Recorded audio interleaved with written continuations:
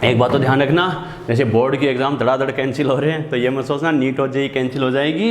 इससे अच्छा क्या करते अपन, वही बात है, वैसे प्रमोट हो जाएंगे सीधा मेडिकल और आईआईटी कॉलेज में अपन को एडमिशन मिल जाएगा। दिमाग से निकाल देना बेटा।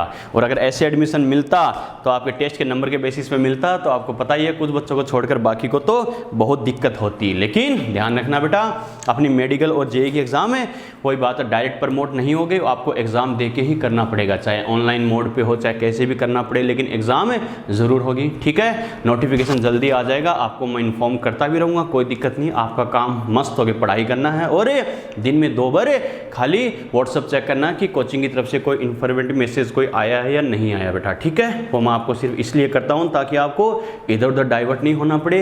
सर हमने ऐसा सुना वैसा सुना, सुनने की ज़रूरत नहीं है, सबसे पहले मैं आपको खुद ही सेंड कर दूंगा, डाइवर्ट होने की ज़रूरत नहीं है बेटा। ठीक है, मस्त होकर पढ़ाई करनी है। और जहाँ तक टारगेट है, अभी कोई श्योर नहीं है कि एग्ज़ाम पोस्टपोन होगी क्या। हमने टेस्ट सीरीज़ का शेड्यूल भी बेटा उसी के अकॉर्डिंग ही बनाया मैंने, 29 जुलाई के अकॉर्डिंग, यानी एग्ज़ाम से 2 दिन पहले तक का। ठीक है ना, जब तक हमें पता है बेटा अपनी टेस्ट सीरीज ऑलमोस्ट एंडिंग पर आएगी, तब तक एग्जाम की डेट भी श्योर हो जाएगी, कोई दिक्कत नहीं है। और फिर अपन को अगर बाय द वे टारगेट मिलेगा, मैंने कहा बाय द वे मिले या कोई श्योर नहीं है, ध्यान रखना, दिमाग में बहम मत पालना। अगर टारगेट मिलेगा तो उसके अकॉर्डिंग हम क्या कह सकते हैं, और ये मैं इसलिए बता रहा हूँ 1 अगस्त का ध्यान रखना, क्योंकि अब बोर्ड एग्जाम कैंसिल हो चुकी है बेटा, ध्यान रखना। अगर बोर्ड एग्जाम होती, रिकॉर्डिंग चालू कर देगा, ठीक है, अगर बोर्ड एग्जाम होती तब तो श्योर था क्या कि जुलाई अगस्त में बोर्ड एग्जाम होगी, और बोर्ड एग्जाम होने के बाद क्या होगा, नीट और जेईई का पेपर होगा। लेकिन अब बीच में से बोर्ड एग्जाम्स का बैरियर हट गया है, ठीक है ना, तो नीट और जेईई को 2 महीने, 1 या 2 महीने और आगे डिले करे, ये कोई ज़रूरी नहीं है बेटा, ये ध्यान रखना। बोर्ड की वजह से प्रॉब्लम ज़रूर थी कि पहले बोर्ड एग्जाम्स होगी तो समथिंग 1.5 महीना यानी समथिंग 40-45 डेज बोर्ड एग्जाम में देता ही देता है बेटा, समथिंग 1 मंथ मान लो मिनिमम, और उसके बाद 15 डेज नीट और जेईई के पेपर के लिए देता है। लेकिन अब ऐसी कोई माथापच्ची वाली बात नहीं है, तो बोर्ड एग्जाम्स वाला काम तो बीच में से साफ हो गया, चाहे राजस्थान बोर्ड हो चाहे सीबीएसई बोर्ड हो, तो ये तो दिमाग से निकाल देना कि अब नीट आगे पोस्टपोन होगा क्या, बहुत कम चांसेस बचे हैं। बोर्ड एग्जाम होता तब तो श्योर था कि मे भी सितंबर अक्टूबर जा सकता है, लेकिन अब बहुत कम चांसेस है। क्लियर। और अपने टेस्ट का शेड्यूल कुछ आइडिया पहले से था हमें, अपने टेस्ट का शेड्यूल इसी के अकॉर्डिंग हमने बनाया था, 1 अगस्त का टारगेट लेकर, ये ध्यान रखना। ओके, तो ध्यान रखना बेटा, जिस बच्चे ने अपने मान लो पीछे का कुछ टाइम है वो टाइम वेस्ट किया है, अब इस बात को ध्यान रखना बेटा, रिकवर कर लेना, क्योंकि ये जो 2 मंथ आपके पास है, अब 2 मंथ मान के ही चलना, जून और जुलाई, क्योंकि हम भी नहीं चाहते बेटा आप अगली साल फिर से कोचिंगों के चक्कर काटो, चाहे अपनी कोचिंग हो चाहे कोई और कोचिंग हो, कहीं भी करो, माथापच्ची उतनी ही करनी पड़ती है। आपके पेरेंट्स की फीस, वही बात है, पैसे वेस्ट होंगे, आपका टाइम वेस्ट होगा, आपकी एनर्जी, और आप डिप्रेशन में आओगे, कोई फ़ायदा नहीं है। इससे अच्छा मेडिकल कॉलेज में पहुंचना है तो पहुंचना ही है बेटा। आ गया समझ में? तो 1 अगस्त का ही टारगेट दिमाग में रखना। बहुत कम चांसेज एग्जाम पोस्टपोन्ड हो, अगर हो तो भी कोई दिक्कत नहीं है, यानी 31 जुलाई को मैं इस कंडीशन में होना चाहिए मुझे कि कभी भी आधी रात को उठा के मुझसे पेपर करवाए तो मैं 80+ का स्कोर कर सकूं। 80+ बोला है, 80+ मार्क्स नहीं परसेंट, बावड़ो ध्यान रखना, ठीक है, कि हाँ सर 80 मार्क्स तो बना ही लेंगे अपन, कोई दिक्कत नहीं है। 20 फिजिक्स के, ठीक है, 40 बायोलॉजी के और 20 केमिस्ट्री के, 80 मार्क्स तो आ ही जाएंगे। लेकिन ऐसा नहीं है बेटा, दिमाग में रखना। तो 1 अगस्त का टारगेट दिमाग में सेट रखना बेटा, मैक्सिमम चांसेस अब इसी डेट पर हो। आ गया समझ में? क्योंकि जब बोर्ड एग्जाम का लफड़ा ही खत्म हो गया तो मेडिकल कॉलेज जानबूझ के अपना सेशन लेट नहीं करेगी, अब ये ध्यान रखना, ठीक है। तो टेस्ट सीरीज का आपको शेड्यूल मैंने बता ही दिया था, उसके अकॉर्डिंग फुल फ्लो में ये 2 महीने जी जान लगा देना बेटा, आपके पास टाइम है। इन 2 मंथ में अच्छे से हार्डवर्क करके अपनी एक मेडिकल सीट सिक्योर कर लेना गवर्नमेंट मेडिकल कॉलेज की, ये नहीं सर डोनेशन से कर लेंगे, ये ध्यान रखना, ठीक है। मंडे की जो अपनी टेस्ट सीरीज स्टार्ट हो रही है बेटा, रजिस्ट्रेशन करवा के पूरी एफिशिएंसी से जी जान लगा के उसमें पार्टिसिपेट करना है। और अगर 100% डेडिकेशन और एफिशिएंसी फोकस से काम करोगे, नो डाउट बेटा रिजल्ट आएगा ही आएगा, ठीक है। एक्स्ट्रा दिमाग लगाओगे, डाइवर्ट हो गए, ये कैसे होगा वो कैसे होगा, तो खुद का ही लॉस होगा। अब तुम्हारे पास सोचने समझने का ज़्यादा टाइम नहीं है, बस इतना ही टाइम है, डू एंड डाई वाली कंडीशन आ गई। अब आ गया समझ में? अरे समझ में आया? यस और नो? और किसी को कोई डाउट? यहाँ तक कोई डाउट? यस और नो? बात समझ में आ गई ना? ठीक है बेटा, तो पूरी जी जान से बेटा। सर डिले होगी क्या? डिले होगी क्या? बता दिया ना, डिले होगी क्या? 576 मार्क्स, किसके 576 मार्क्स? 576 नहीं बेटा, 600+ का अपन टारगेट रखेंगे। बात समझ में आ गई? क्या कहा? 600+, 600+, ठीक है, कोई दिक्कत नहीं बेटा, वेरी गुड। हाँ ये परसेंट होते हैं, वेरी गुड। लेकिन अपन टारगेट किसका रखेंगे, 600 प्लस का, क्योंकि 600 का टारगेट रखेंगे तो 580 590 बन ही जाएंगे। आ गया समझ में। 576 का ही रखेंगे तो 550 पर आके अटक जाएंगे। ज़िंदगी में हमेशा जितना सोचते हैं, जितना चाहते हैं, उससे थोड़ा सा कम मिलता है, ये ध्यान रखना बच्चों। आ गया समझ में। इतने ही होते हैं, शाबाश बेटा, आज तूने बता दिया 80% के इतने ही होते हैं। ऐसे बच्चे चाहिए हमें। चलो बेटा, बात समझ में आई ना। चलो बेटा मस्त रहो और पूरी जी जान लगा देनी है। और ये ध्यान रखना, मंडे से जो अपनी टेस्ट सीरीज स्टार्ट होगी उसमें एक एक मार्क्स के लिए मार काट मच जानी चाहिए। ध्यान रखना, कुछ बच्चे जो अपने हैं वो घर से यहाँ आ चुके हैं, उनको बुला चुके हैं। ध्यान रखना, पूरी जी जान लगा देनी है। और भी कोई बच्चा है जो आसपास रहता है या घर रहता है, अब सीख कर आ जाओ बेटा। अब ज़्यादा डरने वाली बात नहीं है बेटा, रियलिटी है। उनके रहने का अरेंजमेंट, खाने का अरेंजमेंट सब करवा देंगे, बस तुम सिलेक्शन दे देना बेटा। आ गया समझ में। कैसे भी अरेंजमेंट करना पड़े। कुछ बच्चे अपने नाम तो नहीं लूँगा, 4-5 बच्चे अपने, 1-2 बच्चे तो आ चुके हैं और कुछ बच्चे और आ जाएंगे, ये ध्यान रखना। अब आपको एक एक सेकंड 2 महीने अपने कैरियर के लिए जी जान लगा देनी है। लगानी है तो लगानी है बेटा, और कोई अल्टरनेट ऑप्शन ही नहीं है। बात समझ में आई क्या। 10th और 12th के बच्चों की तरह कितने नारियल चढ़ा लेना, एग्जाम कैंसिल नहीं होगा। आ गया समझ में, ये ध्यान रखना। चलो बेटा, तो बात स्टार्ट करते हैं। तो ध्यान रखना, जो आपको इन्फॉर्मेशन देनी थी वो दे दी, तो इस बात को थोड़ा सा दिमाग में सेट रखना बेटा, कैसे करना क्या करना। और मंडे को जो टेस्ट होगा उसमें कोई किंतु परंतु नहीं होना चाहिए। सर ये हो गया था, वो हो गया था, वो हो गया था। वेल प्लान शेड्यूल के अकॉर्डिंग पूरा सिस्टमेटिक काम होगा। मस्त होकर अपनी तरफ से शानदार स्कोर करना बेटा, ठीक है। जो होगा देखा जाएगा, अपनी तरफ से जी जान लगा दो, बाकी आप लोगों के साथ हमेशा है। ओके चलो बेटा, तो बात स्टार्ट करते हैं बेटा। देखो क्या करना है, कैसे करना है। अपना जो लास्ट लेक्चर हुआ था बेटा, देखो उसमें अपन क्या कर रहे थे, यानी heat of combustion upon start किया था। अपन ने कहा था डिफरेंट टाइप्स ऑफ हीट। उसमें फर्स्ट अपन ने पढ़ा था हीट ऑफ फॉर्मेशन, निर्माण की उष्मा या संभवन की उष्मा। ओके, फिर उसके क्वेश्चन डिस्कस किए थे। सेकंड नंबर पे अपन ने स्टार्ट किया था हीट ऑफ कंबशन, यानी दहन की उष्मा, ना कि बहन की उष्मा। ध्यान है ना, दहन की उष्मा, heat of combustion, del H C क्या होता है, कैसे होता है बेटा, इसकी कंडीशन डिस्कस की थी। इसी से रिलेटेड बेटा एक नाम और आता है कैलोरीफिक वैल्यू। आज डिस्कस करते हैं बेटा, हेडिंग लिखो कैलोरीफिक वैल्यू, कैलोरीफिक वैल्यू और फ्यूल वैल्यू, कैलोरीफिक वैल्यू या फ्यूल वैल्यू। इसे बेटा शॉर्ट में कहते हैं बेटा सीवी, कैलोरीफिक वैल्यू, ईंधन मान या उष्मीय मान। हिंदी में से कहते हैं कैलोरीफिक वैल्यू, उष्मीय मान या ईंधन मान। कैलोरीफिक वैल्यू, उष्मीय मान या ईंधन मान। लिख लिए।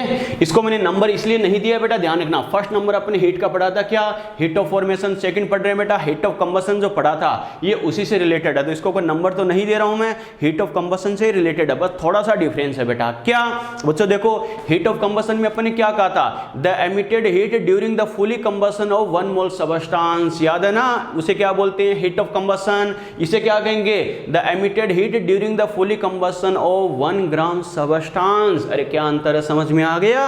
हीट ऑफ कंबशन में क्या होता है, हीट का एमिशन, इसमें भी हीट का एमिशन, उसमें भी फुली कंबशन, इसमें भी फुली कंबशन। लेकिन डिफरेंस क्या है, उसको अपन रिप्रेजेंट किससे करते हैं बेटा, 1 मोल के रेस्पेक्ट में। इसको किससे करेंगे, 1 ग्राम के रेस्पेक्ट में। समझ में आ गया। यानी 1 मोल सबस्टांस का, 1 मोल पदार्थ का फुली कंबशन, पूर्णतः दहन करवाए, उससे जो हीट का एमिशन होगा, उत्सर्जन होगा, उससे अपन क्या कहते हैं, हीट ऑफ कंबशन, दहन की उष्मा।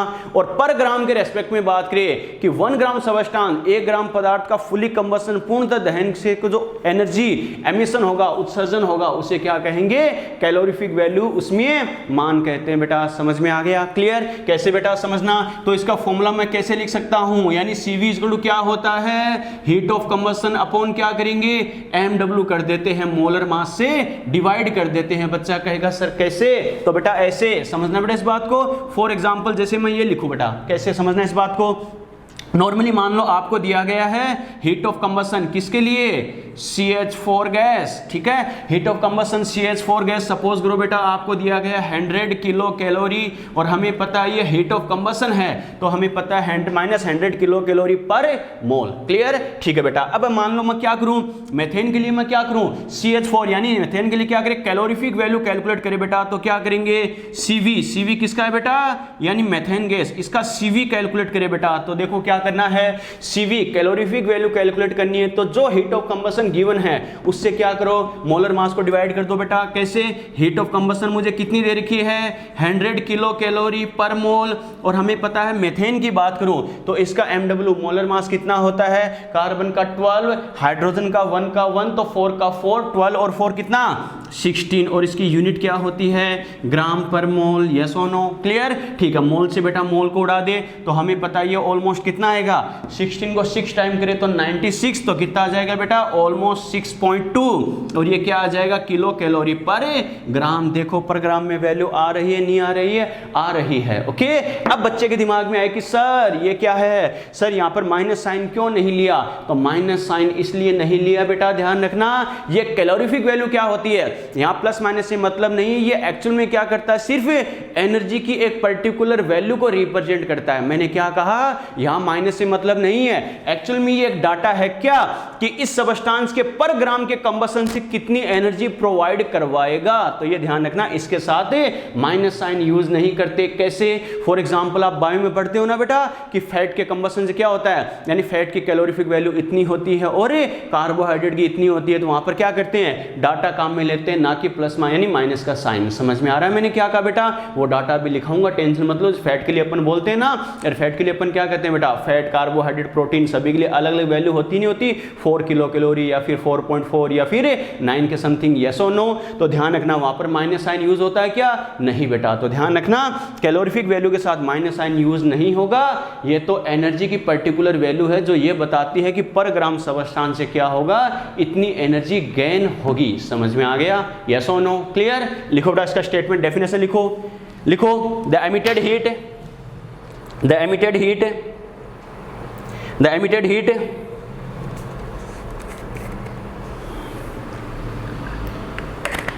the emitted heat the emitted heat during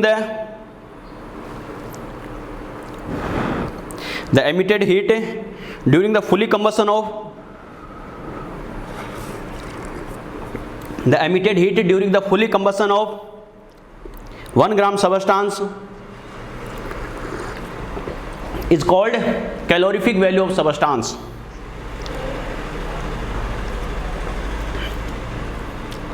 Is called calorific value of substance. Is called calorific value of a substance. The emitted heat during the fully combustion of 1 gram of substance is called calorific value of a substance. Hindi में लिखो बेटा, 1 ग्राम पदार्थ के पूर्णतः दहन से उत्सर्जित ऊष्मा, 1 ग्राम पदार्थ के पूर्णतः दहन से उत्सर्जित ऊष्मा, 1 ग्राम पदार्थ के पूर्णतः दहन से उत्सर्जित ऊष्मा कैलोरीफिक मान या ऊष्मीय मान कहलाती है। ऊष्मीय मान कहलाती है।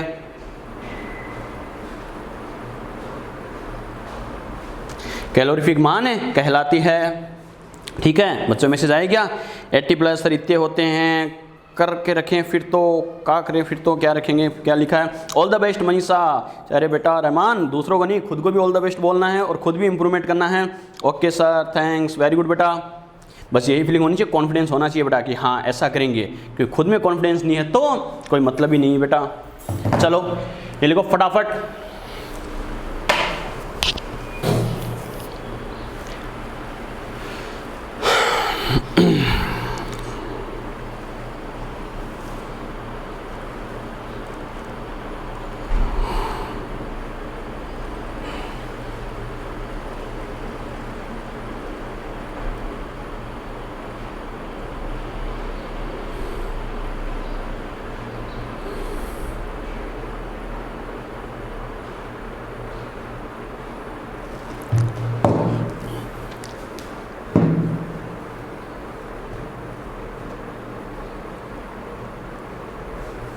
कर लिया बेटा? अरे बुझाने दे क्या? चलो ये तो अपने बात की बच्चों। बाय द वे आपको किसी सबस्टांस के लिए जैसे मान low heat of combustion given है, उसके अकॉर्डिंग उसकी कैलोरीफिक वैल्यू कैसे कैलकुलेट करनी है। अब देखो बेटा इसका यूज क्या है। एम्स टाइप की एग्जाम जब होती थी बेटा तो क्या ऐसे प्रैक्टिकल लाइफ के क्वेश्चन से काफी पूछ लेता था। क्या कैलोरीफिक वैल्यू का यूज क्या है? ये क्या करता है बेटा, सबस्टांस की एफिशिएंसी को रिप्रेजेंट करता है। मैंने क्या कहा, सबस्टांस की एफिशिएंसी को रिप्रेजेंट करता है बच्चों। कैसे? मैंने क्या कहा, सबस्टांस की पर ग्राम अमाउंट से कितनी एनर्जी गेन होगी या सबस्टांस कितनी एनर्जी प्रोवाइड करवाएगा, ये क्या करता है, इस बात को रिप्रेजेंट करता है। ओके, तो कैसे करना है बेटा, देखो समझना। अगर किसी सबस्टांस के लिए कैलोरीफिक वैल्यू ज्यादा आ रही है, इसका मतलब उसकी पर ग्राम अमाउंट से क्या होगा, ज्यादा एनर्जी रिलीज होगी, यानी हमें ज्यादा एनर्जी मिलेगी। इसका मतलब उसकी कैलोरीफिक वैल्यू ज्यादा है तो इसका मतलब उसकी एफिशिएंसी भी ज्यादा है बेटा। ओके, बच्चा कहेगा सर कैसे, तो समझना बेटा इस बात को। देखो प्रैक्टिकल लाइफ के कुछ एग्जांपल्स देखते हैं बेटा। जैसे मैं कहूं for edible substance, edible substance मतलब क्या, खाद्य पदार्थों के लिए। बच्चों देखो कैसे करना है। अगर एडिबल सबस्टांस की अगर मैं बात करूं तो देखो बेटा क्या कहेंगे, मैक्सिमम सीवी जो होती है, maximum CV, maximum calorific value किसके लिए होती है बेटा, फैट के लिए होती है। क्या कहा, मैक्सिमम सीवी किसके लिए होती है, फैट के लिए होती है। और इसकी वैल्यू कितनी होती है बेटा, 37 किलो जूल पर ग्राम। और जैसे बायो में अपन देखते हैं बेटा क्या करते हैं, किलो कैलोरी में रिप्रेजेंट करते हैं, तो ऑलमोस्ट ये आती है 8.8 किलो कैलोरी पर ग्राम। बात समझ में आई क्या? ये मैक्सिमम सीवी होती है एडिबल सबस्टांस के लिए। मिनिमम सीवी की मैं बात करूं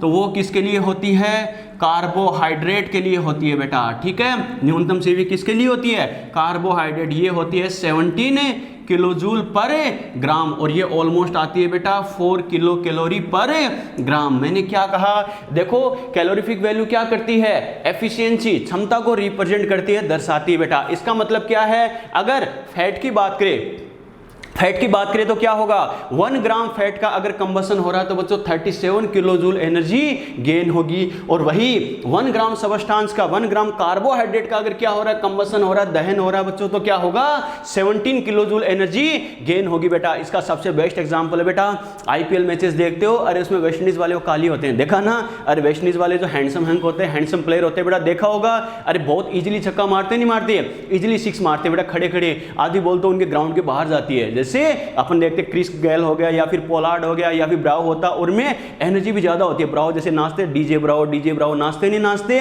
इसका रीजन क्या बेटा, एक्चुअल में क्या वो क्या करते हैं, सी फूड का ज्यादा यूज करते हैं, क्योंकि जो वेस्ट इंडीज वो एक्चुअल में क्या, कई सारे आइलैंड्स है बेटा वो, ठीक है, तो कई सारे आइलैंड्स है, तो वहां पे क्या, अरे सी फूड ज्यादा होता है, तो वो क्या करते हैं, मैक्सिमम उन्हीं का यूज करते हैं बेटा। तो क्या होगा, यानी वो जो सबस्टांस यूज करते हैं वो ज्यादा, हमें पता है वो फैटी फूड होगा बेटा, क्या होगा, ज्यादा एनर्जी गेन होती है, ज्यादा एनर्जी गेन होती है, तो उनमें एनर्जी भी ज्यादा होती है और उनकी पावर अलग ही शो होती है और उनके चेहरे पे भी दिखती है बेटा, कितने हैंडसम होते हैं। अरे होता नहीं होता, लेकिन अपने क्या होता है बेटा, अपन मैक्सिमम क्या करते हैं, चपाती खाते हैं, ठीक है। अरे सीधी सी बात है, जो स्टोमक है, सरफेस एरिया तो ऑलमोस्ट उतना ही है बेटा, अपने अंकित विशाल 2-3 एक्सेप्शन है बेटा, लेकिन बाकी ऑलमोस्ट क्या होता है, वो सभी का ऑलमोस्ट सरफेस एरिया तो स्टोमक का वही होता है। अपन क्या करते हैं, खाली झूठा कॉन्फिडेंस लेते हैं, क्या आज मैंने 10 चपाती टिका दी, 15 टिका दी, 20 टिका दी, आज तो हद हो गई, मजा आ गया। लेकिन हमें पता है चाहे कितनी भी टिका दो, अपन कार्बोहाइड्रेट टाइप से क्या करते हैं बेटा, चपाती लेते हैं अपन इंडियन, तो क्या करते हैं, एनर्जी कम मिलती है, खाया ज्यादा है, इनपुट ज्यादा है लेकिन आउटपुट कम है। बात समझ में आ रही है क्या? और उतने ही इनपुट में देखो हमसे क्या ऑलमोस्ट डबल एनर्जी गेन करते हैं, यस और नो। तो बाकी आप पे डिपेंड है बेटा, उनकी तरह एनर्जेटिक और हैंडसम होना है तो सोच लेना। आ गया समझ में, क्लियर? चलो बेटा, और अगर मैं बात करूं बेटा, देखो तो क्या लिखेंगे, मैक्सिमम सीवी, बच्चों देखो मैक्सिमम सीवी फॉर गैसेज। अगर गैसेज की बात करें बेटा, देखो गैसों में मैक्सिमम सीवी किसकी होती है बेटा, तो ये होती है H2 गैस। कितनी होती है बेटा, H2 गैस, और ये कितनी होती है, 150 किलो जूल पर ग्राम, 150 किलो जूल पर ग्राम। और इसको बोला जाता है बेटा best fuel in the world. क्या कहा, best fuel in the world, यानी वर्ल्ड में सबसे अच्छा फ्यूल माना जाता है। ओके, बच्चा कहेगा सर 150 किलो जूल पर ग्राम, इसका मतलब हाइड्रोजन के 1 ग्राम से क्या 150 किलो जूल एनर्जी गेन होगी, तो सर फिर फूड की फॉर्म में इसका यूज क्यों नहीं करते? गलती कर मत देना बेटा, रॉकेट बन जाओगे, नासा भी कंफ्यूज हो जाएगा कि हमसे पहले मार्स पे ये कौन पहुंच गया, ये ध्यान रखना बच्चों, ठीक है। और नॉर्मली बच्चों देखो, आपने साइंस की बुक्स में एक कई जगह स्टेटमेंट भी पढ़ा होगा कि जो हाइड्रोजन बम होगा वो नॉर्मल एटम बम हमसे कई टाइम ज़्यादा क्या होता है, ऑलमोस्ट 1000 टाइम ज़्यादा हार्मफुल होगा बेटा। इसका रीज़न क्या है, इससे बहुत ज़्यादा एनर्जी गेन होगी। समझ में आ गया, क्लियर, ठीक है बेटा। और अपन क्या कह सकते हैं, मैक्सिमम सीवी इन हाइड्रोकार्बन्स। अगर हाइड्रोकार्बन में अगर बोले तो मैक्सिमम सीवी किस में होगी, तो ये होती है बेटा CH4 मैथेन में, और ये कितना होता है बेटा 55 किलो जूल पर ग्राम होती है। और इससे बोला जाता है बेस्ट फ्यूल इन हाइड्रोकार्बन्स, यानी जो हाइड्रोकार्बन्स होते हैं उनमें सबसे अच्छा फ्यूल माना जाता है। समझ में आ गया, यस और नो। तो ये प्रैक्टिकल लाइफ के मैंने कुछ डाटा बताए बेटा, ध्यान रखना। एम्स टाइप के एग्जाम में से काफ़ी पूछता था, ये मैक्सिमम किसके लिए, ये किसके लिए कितना होता है, क्या होता है। समझ में आ गया, यस और नो। चलो वो स्टेटमेंट लिखो जो मैंने बोला था, लिखो। इससे पहले स्टेटमेंट लिखो कैलोरीफिक वैल्यू या CV, शॉर्ट में लिख लेना, CV इज रिप्रेजेंट, लिखो CV is represent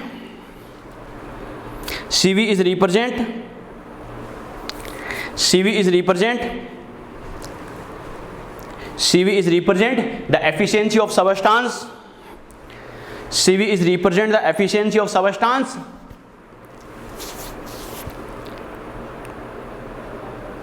CV is represent the efficiency of substance. CV is represent the efficiency of substance. CV is represent the efficiency of substance. CV is represent the efficiency of substance. So, if CV is greater for substance, then efficiency of substance also will greater. If CV is greater for substance, then efficiency of substance also will greater. If CV is greater for substance, then efficiency of substance also will greater. CV is greater for substance, then efficiency of substance also will greater. ठीक है, हिंदी में लिखो बेटा। CV पदार्थ की क्षमता को दर्शाती है, CV पदार्थ की क्षमता को दर्शाती है। अतः पदार्थ की CV अधिक होने पर, पदार्थ की CV अधिक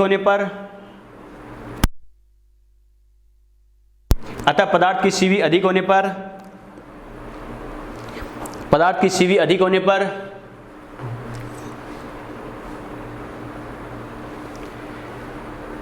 क्षमता भी अधिक होगी। पदार्थ की CV अधिक होने पर क्षमता भी अधिक होगी। लिख लिया बेटा, फटाफट छाप दो।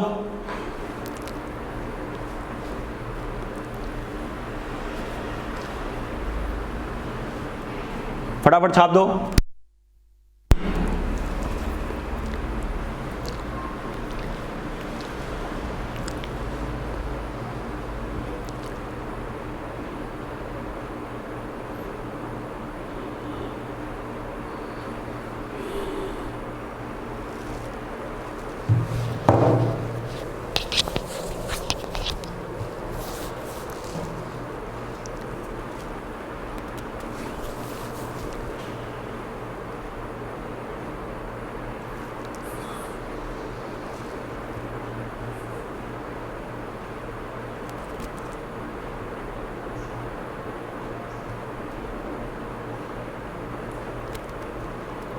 बात समझ में आ गई बेटा, यस और नो।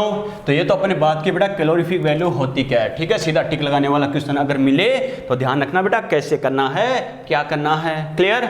चलो बेटा अब बात करते हैं CV की बात। बच्चों देखो हीट ऑफ कंबशन पे हमें न्यूमेरिकल्स कैसे पूछ सकता है बेटा। ओके चलो बात करते हैं, लिखो बेटा क्वेश्चन स्टार्ट करते हैं। लिखो 100 kilo calorie heat 100 kilocalorie heat is emitted. 100 kilocalorie heat is emitted during the fully combustion of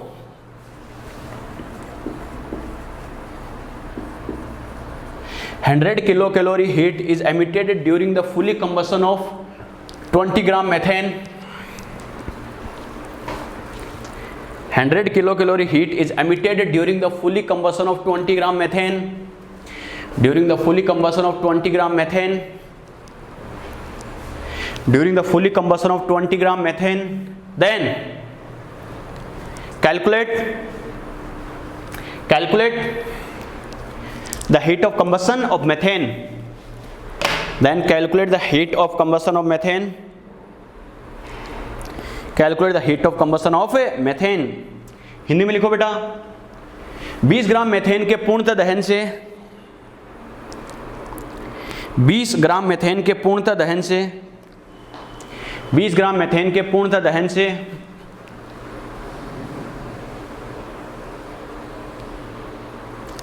20 gram methane के पूर्णतः दहन से 100 किलो कैलोरी ऊष्मा उत्सर्जित होती है।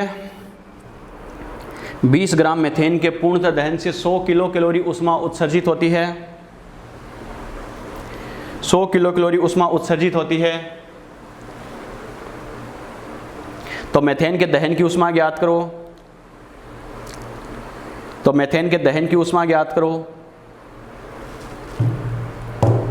तो मेथेन के दहन की ऊष्मा ज्ञात करो। लिख लिया बेटा। चलो बच्चों देखो कैसे करना, क्या करना। सबसे पहले आपको याद है बेटा हीट ऑफ कंबशन का एक सिंपल सा फॉर्मूला हमने देखा था, क्या होता है Q/N, यस और नो। ध्यान रखना बेटा, अगर आपको ग्राम में अमाउंट वगैरह दे रखी हो तो देखते ये फॉर्मूला जरूर दिमाग में आना चाहिए। ओके चलो बच्चों, तो यहाँ से अपन क्या कह सकते हैं, -Q, N क्या होता है W, और हमें पता है बेटा W/mW, mW ऊपर जाएगा नहीं जाएगा, जाएगा बेटा। क्लियर। चलो इसमें अगर हम वैल्यू पुट करें तो क्या कह सकते हैं, माइनस देखो Q की वैल्यू कितनी है 100 किलो कैलोरी। क्लियर, ठीक है। W कितना है बेटा 20 ग्राम हो गया, और हमें पता मेथेन की बात करा तो MW कितना होता है बेटा 16 ग्राम पर मोल।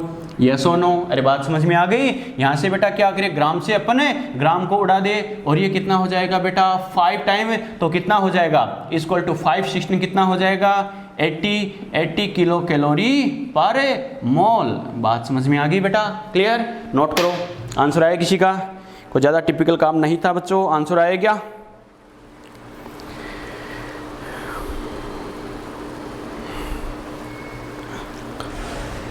Manisha 2 mega calorie.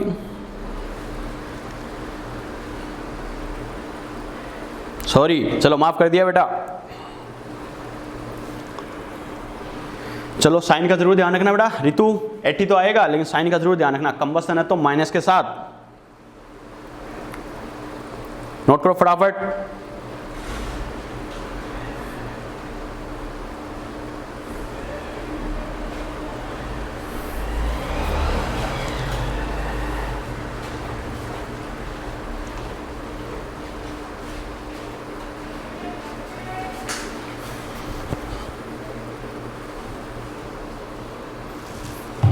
चलिए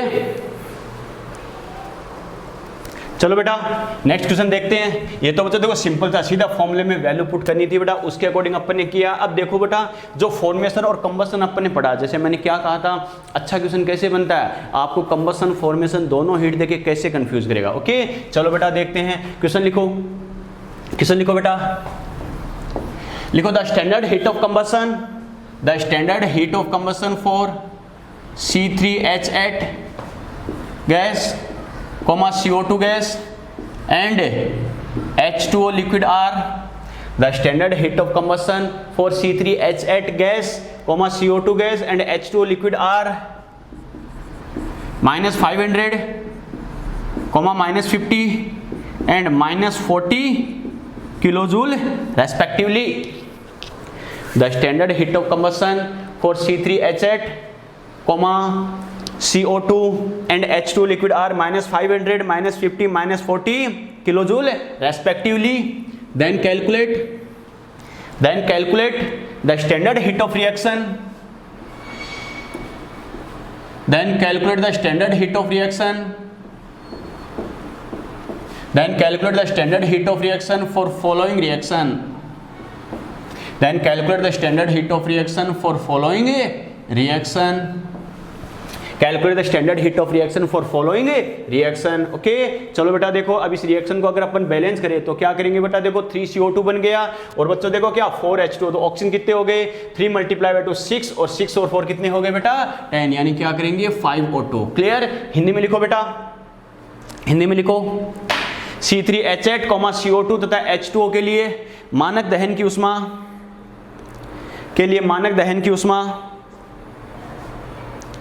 -500, -50 तथा -40 किलो जूल है, -40 किलो जूल है। तो निम्न अभिक्रिया के लिए मानक अभिक्रिया उष्मा का मान ज्ञात करो। तो निम्न अभिक्रिया के लिए मानक अभिक्रिया उष्मा का मान ज्ञात करो। चलो बेटा लिख लिए।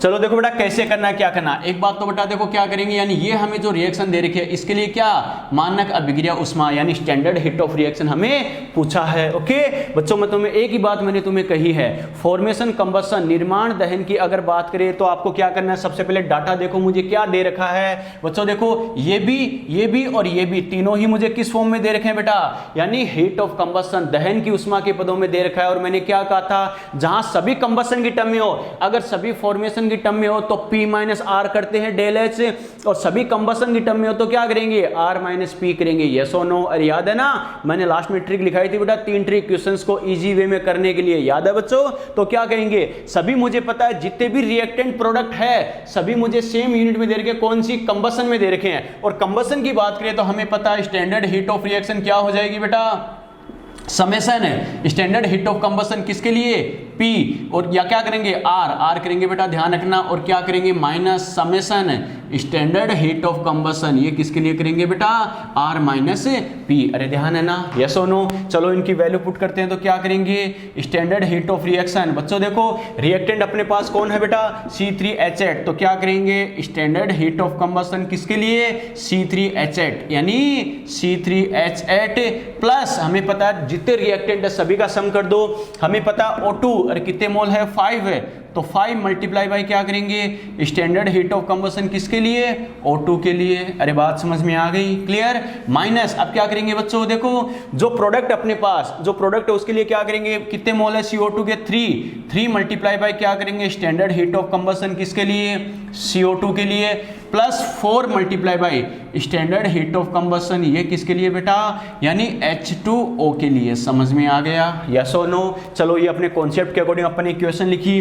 अब इसमें वैल्यू पुट करें बेटा, तो देखो कैसे C3H8 कितना है -500 प्लस 5 है, O2 के लिए नहीं दे रखा तो मैंने क्या कहा 0 मान लेना, जिसके लिए वैल्यू गिवन ना हो बेटा। तो ये तो क्या हो गया, इनके लिए हो गया माइनस है। अब देखो इसके लिए 3 मल्टीप्लाई बाई CO2 के लिए कितना दे रखा है देखो -50, तो क्या करूंगा मैं -50 प्लस 4 मल्टीप्लाई बाई H2O के लिए कितना दे रखा है बेटा -40, तो -40 और यूनिट सभी की सेम है, तो बच्चों सभी की यूनिट एक साथ लिख रहा हूं मैं किलो जूल। यस और नो, क्लियर। चलो बच्चों तो देखो सोल्व करें इसे, तो -500 ये कितना हो गया 0 माइनस, और ये क्या करेंगे बेटा यहां अपन क्या कर सकते हैं -150, देखो इसे मल्टीप्लाई करेंगे -150 प्लस माइनस क्या हो गया माइनस, ये कितना हो गया बेटा 160। यस और नो, क्लियर। तो यहां से क्या करेंगे, देखो ये 0 तो गया, तो माइनस क्या हो जाएगा बेटा 500 और माइनस है, और माइनस माइनस ये देखो बेटा माइनस माइनस ऐड होके क्या हो जाएगा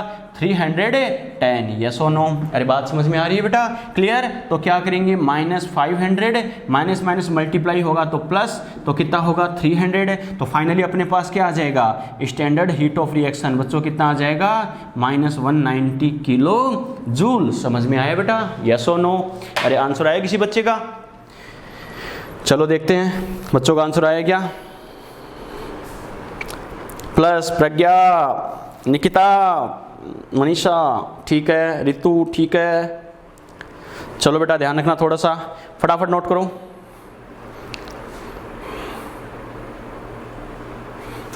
फटाफट नोट करो।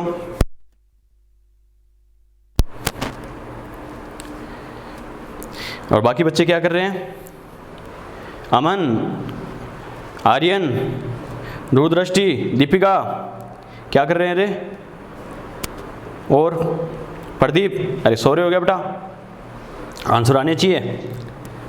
विकास, शाहरुख, सभी बच्चों के आंसर आने चाहिए। आंसर चाहे रॉन्ग हो बेटा कोई दिक्कत नहीं है, लेकिन कम से कम आना चाहिए कि हाँ सर मैंने सॉल्व किया, ये आया।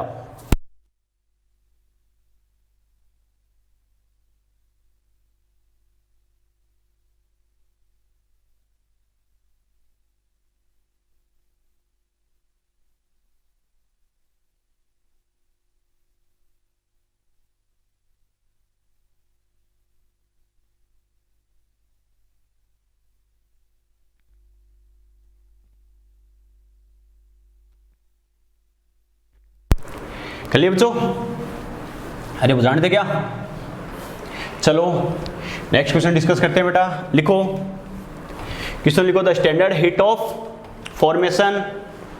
नेक्स्ट लिखो the standard heat of formation for C8H18, the standard heat of formation of C8H18, CO2 gas and H2O liquid are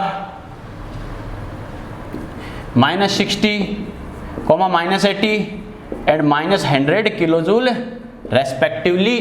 The standard heat of formation, the standard heat of formation for C8H18, CO2 and H2O are -60, -80, -100 kilojoule respectively. Then calculate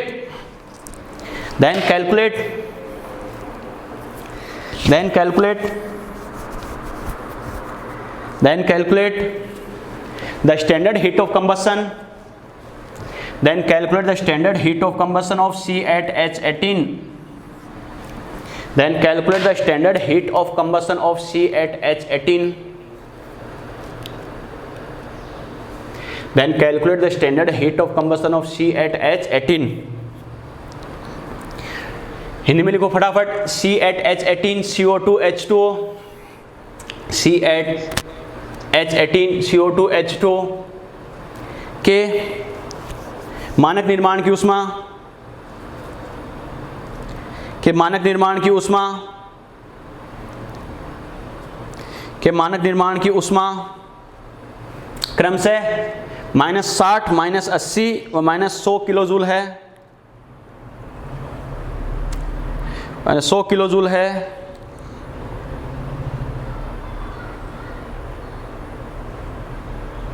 तो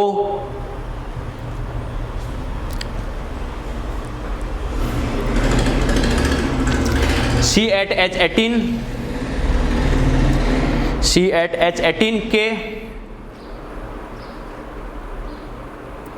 मानक दहन की ऊष्मा ज्ञात करो, मानक दहन की ऊष्मा ज्ञात करो।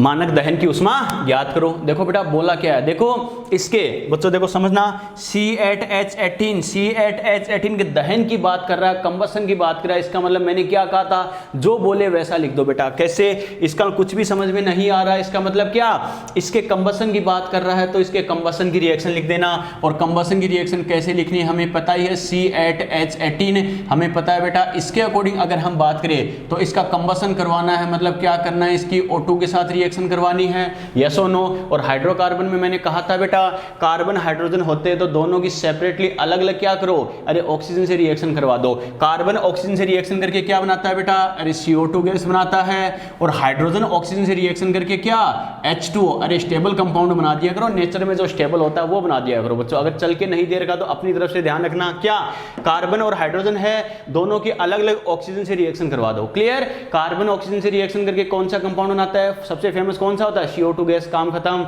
हाइड्रोजन ऑक्सीजन से रिएक्शन करके सबसे फेमस कंपाउंड कौन सा होता है, H2O लिक्विड, काम खत्म। ओके, अब रिएक्शन को बैलेंस कर लो बेटा। कैसे, देखो C8 कार्बन कितने 8, तो यहां क्या करो, यहां कितने हैं बच्चों 8, 1 कार्बन है तो इसको ऐड करने के लिए मल्टीप्लाई बाई 8, यस और नो। क्लियर, ठीक है। हाइड्रोजन कितने हैं 18, तो क्या करूंगा, एक H2 में 2 है तो क्या करूंगा, मल्टीप्लाई बाई 9, यस और नो, 9H2 हो गया। इन दोनों को बैलेंस कर लिया, कार्बन हाइड्रोजन को। तब ऑक्सीजन को बैलेंस कैसे करोगे, देखो बेटा बिफोर रिएक्शन कितने ऑक्सीजन है, 2 एटम, आफ्टर कितने 8 मल्टीप्लाई बाय 2 कितने 16, और ये 9 कितना हो गया 25। और हमें पता है ये 2 है तो इसको क्या करूंगा 25 बाई 2 यानी 12.5 से मल्टीप्लाई कर दूंगा तो ऑक्सीजन के भी नंबर ऑफ एटम बराबर आएंगे, नहीं आएंगे, आएंगे बच्चों। क्लियर, ठीक है बेटा। अब देखो हमें पता है ये जो हीट ऑफ रिएक्शन होगी, स्टैंडर्ड हीट ऑफ रिएक्शन होगी, यही बताओ हीट ऑफ कंबसन होगी या नहीं होगी। अरे सीधी सी बात है, heat of combustion heat of formation, ये सभी किसके टाइप है? हीट ऑफ रिएक्शन के ही तो टाइप है बेटा। ये अपने रिएक्शन क्या लिख दी? किसका? C8H18 के कंबसन की रिएक्शन लिख दी। और हमें पता है इसके कंबसन से जो हीट रिलीज होगी, हीट का लॉस होगा, वही तो क्या होगा? स्टैंडर्ड हीट ऑफ रिएक्शन बोली जा सकती है। यस और नो? इसका मतलब इनडायरेक्टली मुझे कैलकुलेट क्या करना है? Standard heat of reaction calculate करनी है। बात समझ में आ गई? चलो बेटा, और स्टैंडर्ड हीट ऑफ रिएक्शन की अगर मैं बात करूं तो ये बताओ बेटा, स्टैंडर्ड हीट ऑफ रिएक्शन किससे आएगा मेरे पास? हमें पता सभी डाटा किसकी टर्म में दे रखे हैं? हीट ऑफ फॉर्मेशन या कंबसन?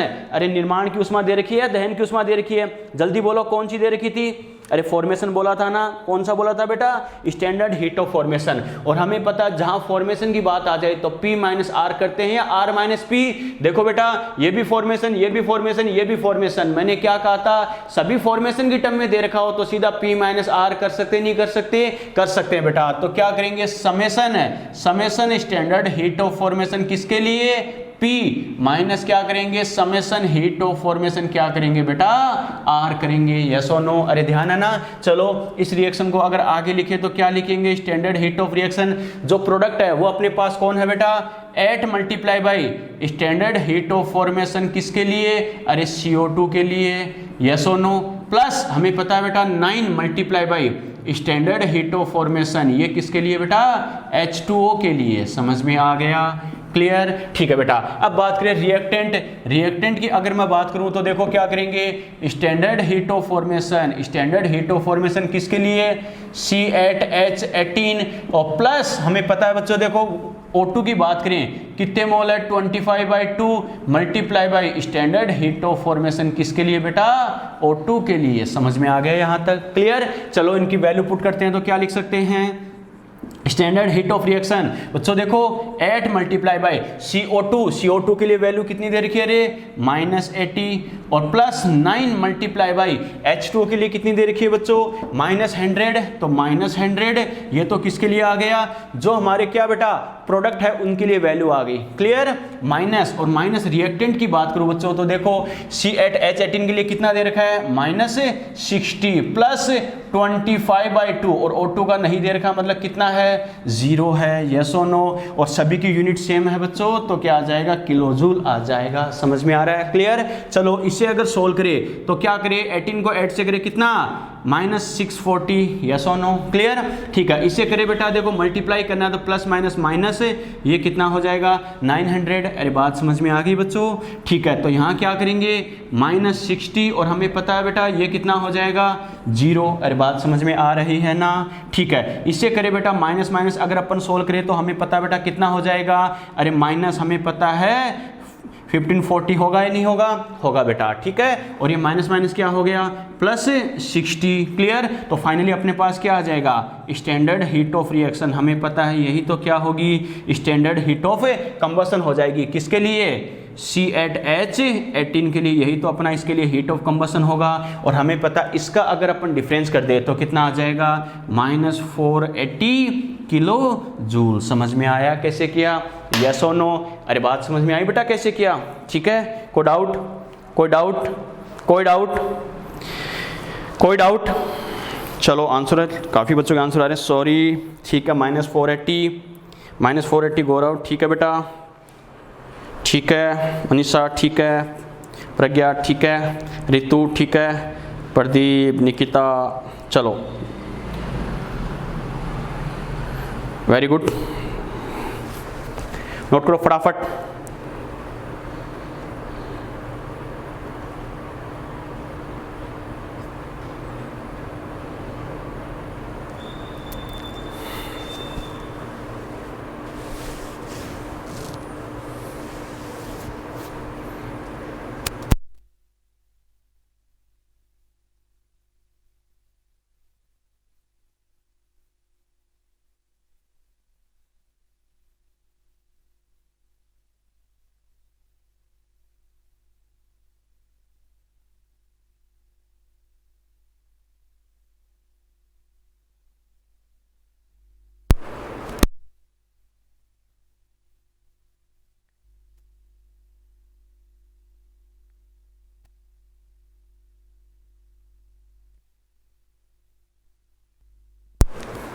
कर लिया बेटा? अरे कर लिए क्या? चलो बेटा नेक्स्ट क्वेश्चन डिस्कस करते हैं। इसमें देखो घुमा फिरा के हमें कैसे कैसे पूछ सकता है बेटा, थोड़ी प्रैक्टिस करेंगे तो आइडिया रहेगा कि हाँ ऐसे हमें सर ने बताया था, ऐसे पूछ सकता है, तो कैसे करना लिखो बेटा। नेक्स्ट क्वेश्चन लिखो 300 किलो जूल, 3000 कर लेना, 3000 kilo joule, 3000 kilo joule heat is released, 3000 kilo joule heat is released, 3000 kilo joule heat is released during the fully combustion of 2 mole C2H6, during the fully combustion of 2 mole C2H6 gas, 3000 kilojoule heat is released during the fully combustion of 2 mole C2H6 gas. Then calculate the heat of formation of C2H6. Then calculate the heat of formation of C2H6. Calculate the heat of formation of C2H6. If heat of formation of CO2 and H2 are -240 and -320 kilo joule. ठीक है, repeat कर रहा हूं, 3000 kilo joule heat is release during the fully combustion of 2 mole C2H6, ethane की बात कर रहा है। Then calculate the heat of formation of C2H6. Calculate the heat of formation of C2H6 if heat of formation of CO2 and H2 are -240 and -320 kilo joule. Hindi में लिखो बेटा, 2 मोल C2H6 के पूर्णतः दहन के दौरान, 2 मोल C2H6 के पूर्णतः दहन के दौरान, 2 मोल C2H6 के पूर्णतः दहन के दौरान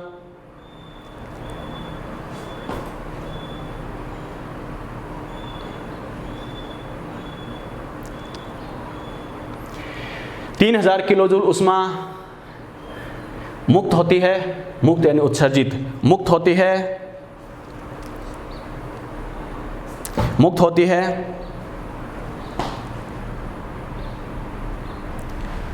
तो C2H6 के निर्माण की उष्मा ज्ञात करो। तो C2H6 के निर्माण की उष्मा ज्ञात करो।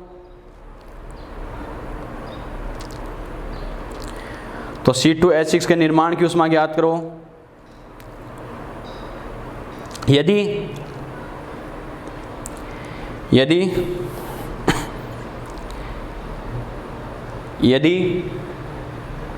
CO2 तथा H2O, यदि CO2 तथा H2O के निर्माण की उष्मा क्रमशः, यदि CO2 तथा H2O के निर्माण की उष्मा क्रमशः -240, यदि CO2 तथा H2O के निर्माण की उष्मा क्रमशः -240 व -320 किलो जूल हो, यदि CO2 व H2O के निर्माण की उष्मा क्रमशः -240 व -320 किलो जूल हो,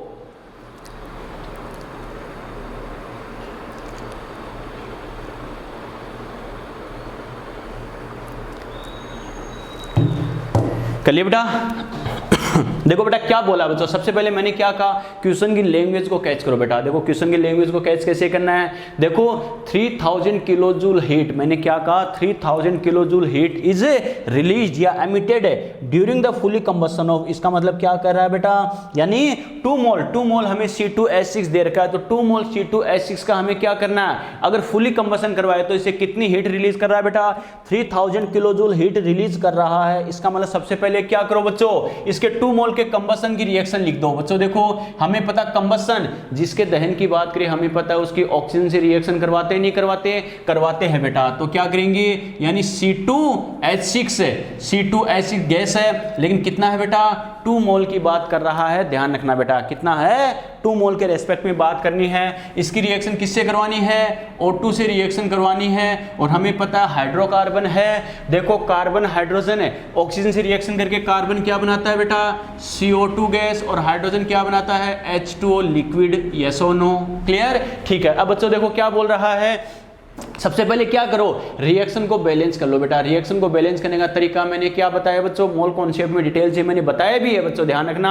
अब रिवीजन क्लासेस में फिर से स्टार्ट करूंगा परसों से मोल कॉन्सेप्ट है, उसमें भी अपन बात करेंगे क्या, कार्बन के यानी जो कार्बन हो चाहे हाइड्रोजन हो ऑक्सीजन हो, सभी के एटम्स का नंबर बराबर कर दो, रिएक्शन से पहले रिएक्शन के बाद। ओके, कैसे देखो, बिफोर रिएक्शन कार्बन कितने एटम है, 2 × 2 4 एटम है, तो क्या हो जाएगा 4CO2, यस और नो।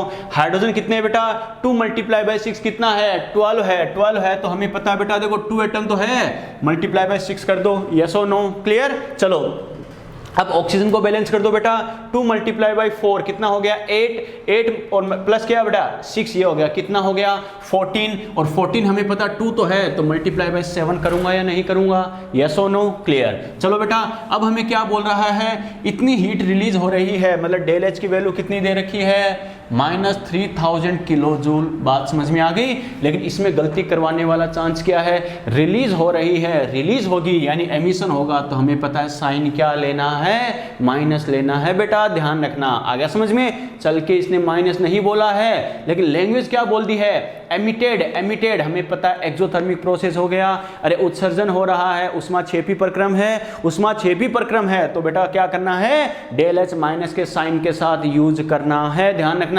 इसने क्या बोला है कंफ्यूज करने के लिए, ओनली 3000 किलो जूल बोला है, जो कि हमें पता है डायरेक्टली काम में नहीं लेना है, आपसे ऐसे ही गलती करवा सकता है, ध्यान रखना, क्लियर। अब बच्चों क्वेश्चन को आगे पढ़ो कि हमें ये रिएक्शन तो दे रखी है, हमें ये बोल दिया 2 मोल C2H6 का कंबसन करवाएगा तो इतनी हीट रिलीज हो रही है, कोई दिक्कत नहीं है। तो C2H6 के लिए हीट ऑफ फॉर्मेशन क्या होगा, अगर CO2 और H2O के लिए हीट ऑफ फॉर्मेशन ये है, इसका मतलब क्या कहेंगे, इन दोनों के लिए हीट ऑफ फॉर्मेशन दे रखी है, इसके लिए हीट ऑफ फॉर्मेशन पूछा है, इसका मतलब रिएक्टेंट प्रोडक्ट सभी को किसकी टर्म में बोल रहा है, अरे फॉर्मेशन की टर्म में ही बोल रहा है, नहीं बोल रहा। और फॉर्मेशन की बात आ जाए तो मैंने क्या कहा, सीधा क्या करेंगे P माइनस R, क्योंकि सभी फॉर्मेशन की टर्म में है, क्लियर। तो क्या करेंगे बेटा, अगर हीट ऑफ रिएक्शन लिखे तो हमें पता है हीट ऑफ रिएक्शन क्या होती है बेटा, समेशन है डेल HF, डेल HF क्या करेंगे P माइनस समेशन क्या करेंगे, हीट ऑफ फॉर्मेशन किसके लिए, रिएक्टेंट के लिए। समझ में आ गया, ठीक है बेटा। यहां वैल्यू पुट करें तो क्या लिखेंगे, heat of reaction equal to, देखो जो प्रोडक्ट कौन है बच्चों, CO2 कितने मोल है 4 है, तो क्या लिखेंगे हीट ऑफ फॉर्मेशन किसके लिए बेटा, CO2 के लिए, प्लस हमें पता है बच्चों 6 मोल H2O, तो क्या लिखेंगे हीट ऑफ फॉर्मेशन किसके लिए, H2O के लिए। समझ में आ गया, यस और नो, अरे बात समझ में आ गई, ठीक है बेटा। अब क्या करेंगे, P माइनस R रिएक्टेंट की बात करें तो क्या लिखेंगे 2 मोल हीट ऑफ फॉर्मेशन किसके लिए, C2H6, और प्लस क्या करेंगे बेटा 7 मोल × हीट ऑफ फॉर्मेशन, और किसके लिए, O2 के लिए। अरे यहां तक बात समझ में आ गई, कैसे किया, क्लियर। इनकी वैल्यू पुट करते जाएंगे। देखो हीट ऑफ रिएक्शन हमें कितनी दे रखी है 3000 माइनस का, क्लियर, 4 × बच्चों देखो CO2 के लिए हीट ऑफ फॉर्मेशन कितना बोला बेटा -240, क्लियर, प्लस 6 × H2O के लिए कितना बोला बेटा -320, तो कोई दिक्कत नहीं है -320 कर दो बेटा, ये हो गया प्रोडक्ट के लिए, ठीक है। अब रिएक्टेंट के लिए बात करेंगे 2 × ये हमें पूछा ही है हीट ऑफ फॉर्मेशन, ये तो बोल ही रहा है C2H6 से, और प्लस क्या करेंगे 7 × ये नहीं दे रखा, मतलब क्या होगा 0, और हमें पता सभी किलो जूल में, तो यूनिट में लिख दूंगा किलो जूल, क्लियर। चलो बेटा सोल्व करते हैं इसे, तो देखो क्या करेंगे -3000 इक्वल टू, इसे अगर करें बेटा तो हमें पता कितना आ जाएगा रे, इसके अकॉर्डिंग करें तो 24 को अगर 4 से करें तो कितना आता है बेटा 960, यस और नो। अरे 240 को 4 से करें कितना आ जाएगा 960। इससे अगर अपन करें बेटा तो देखो 6 को अगर 300 से करें तो कितना आता है 1800, और आगे कितना है 20, तो हमें पता बेटा कितना आ जाएगा 1920 बच्चों, यही आएगा क्या, यस और नो।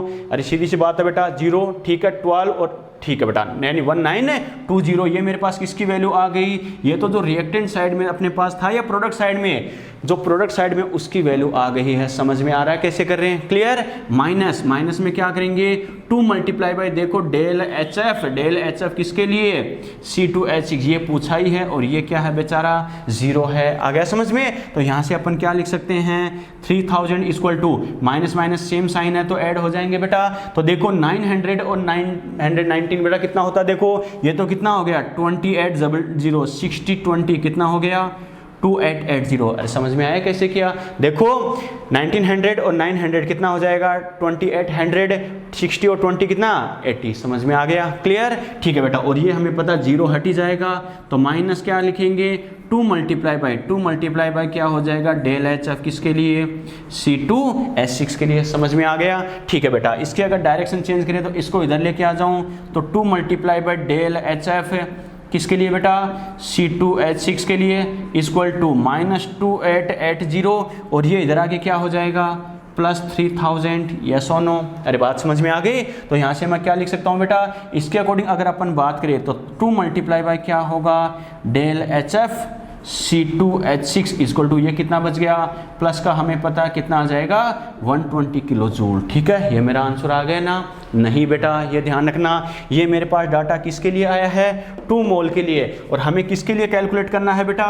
ओनली C2H6 के लिए, यानी 1 मोल के रेस्पेक्ट में। तो क्या लिखूंगा? तो यहाँ से अपन क्या कह सकते हैं? डेल एच एफ किसके लिए? C2H6 के लिए। तो कितना हो जाएगा? +120/2, मतलब कितना आ जाएगा? +60 किलो जूल। समझ में आया कैसे किया? यस और नो? अरे आंसर आया बच्चे का किसी का? देखते हैं बेटा, किसी का आंसर आया क्या? फटाफट। गौरव ठीक है, मनीषा ठीक है, रितु ठीक है, वेरी गुड बेटा। बाकी बच्चों का कोई बात नहीं बेटा, मुझे उम्मीद थी कई बच्चे 120 आंसर देंगे, लेकिन वेरी गुड। ध्यान रखना बेटा, लास्ट में हमारे पास जो रिजल्ट आया है वो 2 मोल का है, जबकि हम 1 मोल के रेस्पेक्ट में करेंगे कितना आएगा? +60 आएगा। ओके, चलो नोट करो फटाफट।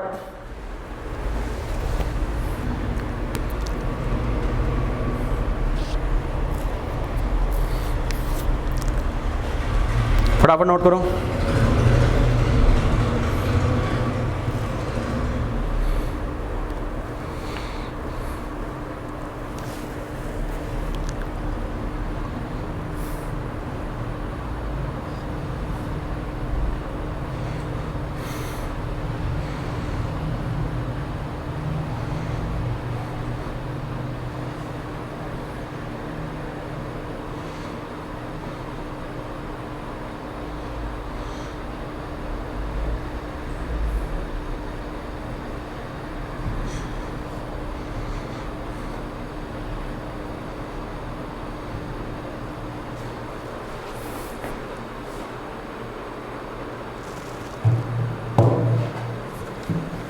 चलिए बेटा, अरे बुझाने दे, क्या बुझाने दे। चलो बच्चों, तो ये अपने बात की कैसे करना है, क्या करना। चलो बेटा एक क्वेश्चन और डिस्कस करते हैं इस पर, फिर देखते हैं, बात को आगे बढ़ाते हैं। चलो देखो, लास्ट से लास्ट हमें कंफ्यूज करके कैसे पूछ सकता है बेटा। लिखो, the heat of formation for CO2 and H2O are -120 and -140 kilojoule respectively. The heat of formation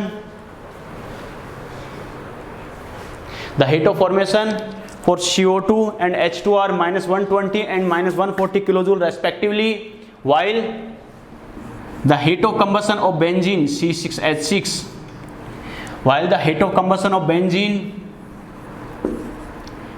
is -700 kilojoule.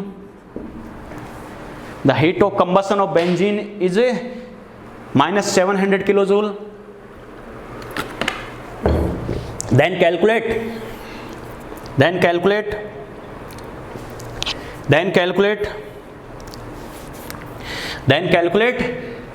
the heat of formation of benzene. Then calculate the heat of formation of a benzene. Calculate the heat of formation of benzene. Calculate the heat of formation of benzene. Heat of formation of benzene लिख लिए। Repeat कर रहा हूं, the heat of formation of CO2 and H2 are -120 and -140 kilojoule respectively, while the heat of combustion of benzene is -700 kilojoule. Then calculate the heat of formation of benzene. Hindi में लिखो बेटा, CO2 तथा H2O के लिए निर्माण की ऊष्मा, CO2 तथा H2O के लिए निर्माण की ऊष्मा क्रमशः, CO2 तथा H2O के लिए निर्माण की ऊष्मा क्रमशः -120 व -140 किलोजूल है। -120 व -140 किलोजूल है, जबकि बेंजीन यानी C6H6 बेंजीन के दहन की उष्मा -700 किलो जूल है।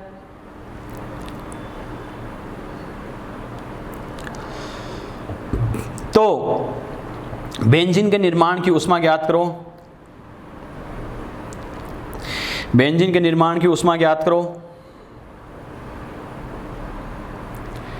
तो बेंजीन के निर्माण की उष्मा ज्ञात करो।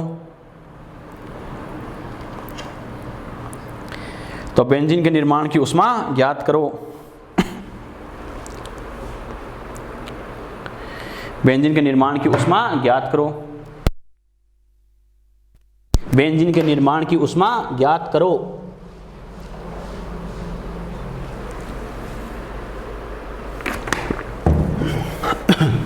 बच्चों देखो शानदार क्वेश्चन है, लेकिन कैसे करना है समझना। बेटा देखो इस क्वेश्चन में मैंने डाटा देखो कंफ्यूज करने के लिए क्या किया, इससे पहले वाले क्वेश्चंस में तो क्या या तो सभी रिएक्टेंट प्रोडक्ट हमें फॉर्मेशन की टर्म में दे रखे थे, हीट ऑफ फॉर्मेशन, या फिर सभी हीट ऑफ कंबशन की टर्म में। मैंने क्या कहा था, सभी रिएक्टेंट प्रोडक्ट के लिए अगर सभी फॉर्मेशन की टर्म में हो तो P - R कर देते हैं, और सभी कंबशन की टर्म में हो तो R - P कर देते हैं, यस और नो। लेकिन आधे यार मोनिटरी लिखाया था, याद है ना बेटा, आधे फॉर्मेशन आधे कंबशन की टर्म में हो तो सीधा P - R या R - P करेंगे क्या, नहीं बच्चों। तो कैसे करना है, जिसके लिए जैसी हीट दे रखी है उसकी वैसी ही रिएक्शन लिख देना। मैंने क्या कहा, सबसे पहले ये देखो कि इसके लिए क्या दे रखा है, जिसके लिए जो दे रखा है उसकी वैसी ही रिएक्शन लिख देना। कैसे बेटा समझना इस बात को, हमें क्या दे रखा है, CO2 के लिए हीट ऑफ फॉर्मेशन, इसका मतलब CO2 के फॉर्मेशन की रिएक्शन लिख दो। तो बेटा CO2 का अगर फॉर्मेशन होगा तो हमें पता है CO2 सीधी सी बात है किधर होगा, अरे जो प्रोडक्ट है उस साइड होगा या नहीं होगा, होगा। और फॉर्मेशन का कॉन्सेप्ट हमें पता है बच्चों, अरे CO2 का फॉर्मेशन किस किस से होगा, कार्बन और ऑक्सीजन से। और हमें पता है इसे फंडामेंटल फॉर्म में लिख दो, तो क्या लिखूंगा, carbon solid plus O2 gas. Atom balance कर लो, देखो 1 कार्बन 1 कार्बन 1 O2 यानी ऑक्सीजन के 2 एटम, काम खत्म। ठीक है बेटा, तो देखो इसके लिए मुझे डेल H कितना बोला बेटा, -120 किलो जूल। समझते जाना, देखो कैसे दिमाग खराब करता है। ओके चलो ये अपना काम हो गया। अब मुझे क्या बोला है, heat of formation of H2O, इसका मतलब इसके भी फॉर्मेशन की हीट बोली है, मतलब H2O किधर बनेगा, अरे फॉर्मेशन हो रहा है तो जो प्रोडक्ट होगा उत्पाद होगा उधर ही तो बनेगा बेटा। ये मुझे वैल्यू कितनी दे रखी है, डेल H कितना बोला है बेटा इसने, -140 किलो जूल। बात समझ में आ रही है। तो H2O के फॉर्मेशन की मैं रिएक्शन लिखूं तो H2O का फॉर्मेशन किससे होगा, हाइड्रोजन और ऑक्सीजन से। तो हाइड्रोजन ऑक्सीजन से, हाइड्रोजन हमें पता है H2 गैस की फॉर्म में, और ऑक्सीजन क्या होता है, O2 गैस की फॉर्म में, यस और नो। जिससे फॉर्मेशन करना है उनको रिएक्टेंट साइड में फंडामेंटल पार्टिकल की फॉर्म में लिखना है, नेचर में जो स्टेबल फॉर्म होती है उसमें लिखना है। हाइड्रोजन और ऑक्सीजन कैसे होते हैं, H2 की फॉर्म में और O2 की फॉर्म में, लेकिन एटम को बैलेंस कर लेना बच्चों, 2 हाइड्रोजन 1 ऑक्सीजन, लेकिन 2 ऑक्सीजन, तो इसका मैं क्या करूंगा, हाफ कर दो। समझ में आ गया, क्लियर। चलो बेटा देखो नेक्स्ट मुझे क्या दे रखा है, heat of combustion of benzene, मतलब बेंजीन के कंबशन की रिएक्शन लिख दो। और हमें पता है अगर बेंजीन के कंबशन की बात कर रहा है तो हमें पता है मतलब क्या है इसका, बेंजीन ऑक्सीजन से रिएक्शन करेगा। समझ में आ गया, अरे कंबशन का मतलब अपने क्या कहा था, किसी कंपाउंड की ऑक्सीजन से रिएक्शन, काम खत्म। ओके, इसका मतलब बेंजीन अगर ऑक्सीजन से रिएक्शन करेगा तो C6H6 लिक्विड, और मान लो इसकी ऑक्सीजन से रिएक्शन करवा दो बेटा। और अपना वही तरीका, बेंजीन में कार्बन हाइड्रोजन है, कार्बन ऑक्सीजन से रिएक्शन करके क्या बनाता है, CO2 गैस, क्लियर, प्लस और हाइड्रोजन क्या बनाता है बच्चों, H2O लिक्विड, यस और नो, क्लियर। एटम को बैलेंस कर दो बेटा, कैसे, कार्बन कितने हैं 6, तो CO2 भी कितना बनेगा 6 बना दो। हाइड्रोजन कितने हैं 6, एक H2 में कितने हैं 2, तो मल्टीप्लाई बाय 3, अरे 6 हुआ या नहीं हुआ, हो गया।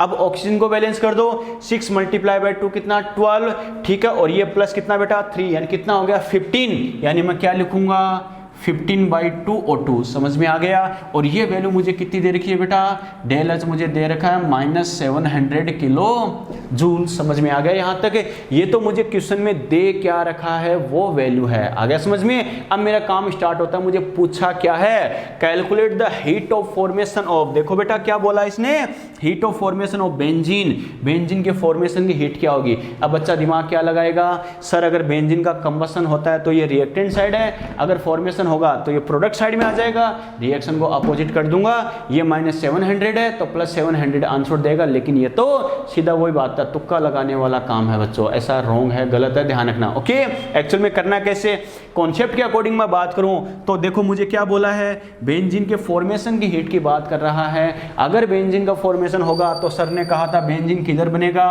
अरे प्रोडक्ट है उधर ही तो बनेगा बेटा, सीधी सी बात है। अगर फॉर्मेशन होना है और इसका फॉर्मेशन किससे कर लो, इसके फंडामेंटल पार्टिकल से कर लो। बेंजीन का फॉर्मेशन किससे, कार्बन और हाइड्रोजन से होगा, तो कार्बन हाइड्रोजन को क्या करना, स्टेबल फॉर्म में लिख दो, कार्बन सॉलिड और H2 गैस, यस और नो। अब रिएक्शन को बैलेंस करेंगे नहीं करेंगे, एक एक चीज अच्छे से सुन लेना बेटा, जिसको आता है वो भी, नहीं आता है वो भी। समझ में आ गया, ध्यान रखना वरना गलती कर जाओगे बेटा, समझना इस बात को। कार्बन यानी क्या, 6 कार्बन है तो क्या करूंगा, 6 कार्बन लिख दिया। हाइड्रोजन कितने हैं, 6, तो क्या कर दूंगा 3H2, और ये भी बराबर हो गए नंबर ऑफ एटम, ठीक है। और ये मुझे पूछा है डेल H, ये मुझे पूछा है कि इसके फॉर्मेशन की हीट क्या होगी।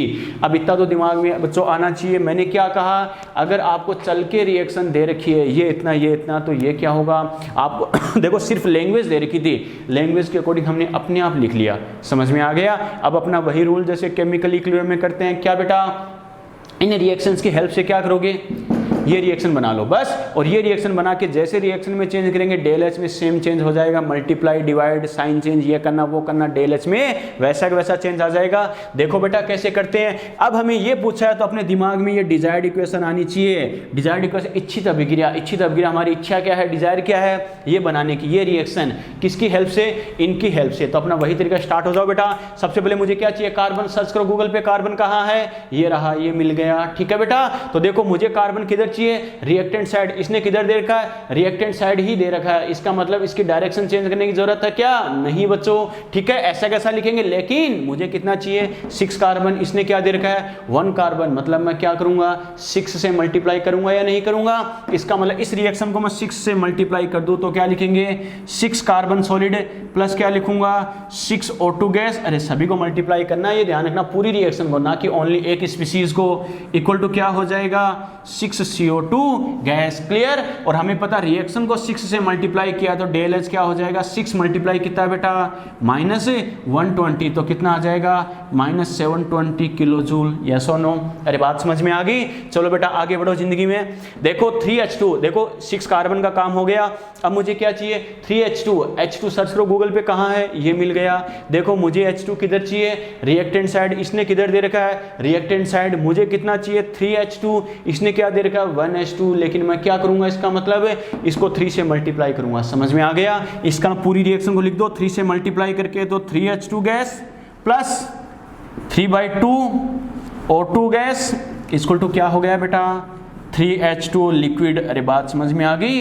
और रिएक्शन को 3 से मल्टीप्लाई किया तो डेल एच को भी 3 से मल्टीप्लाई कर दो, 3 मल्टीप्लाई बाई -140 यानी कितना हो जाएगा बेटा, यानी -420 किलो जूल, समझ में आ गया, यस और नो। चलो बेटा अब देखो मुझे क्या चाहिए C6H6 चाहिए, क्या चाहिए C6H6। देखो बेंजीन सर्च करो गूगल पे, कहाँ है बेटा, ये रहा। इस रिएक्शन को ऐसा कैसा लिख दूंगा ना, नहीं, मुझे किधर चाहिए C6H6 प्रोडक्ट साइड में, इसने किधर दे रखा है रिएक्टेंट साइड में, इसका मतलब इस रिएक्शन की डायरेक्शन अपोजिट करूंगा या नहीं करूंगा, करूंगा। बात समझ में आ गई। मुझे कितना चाहिए 1C6H6, इसने क्या दे रखा है 1 ही दे रखा है, मतलब किसी से मल्टीप्लाई डिवाइड करने की जरूरत है क्या, नहीं बेटा। इस रिएक्शन को अपोजिट करके लिख दो।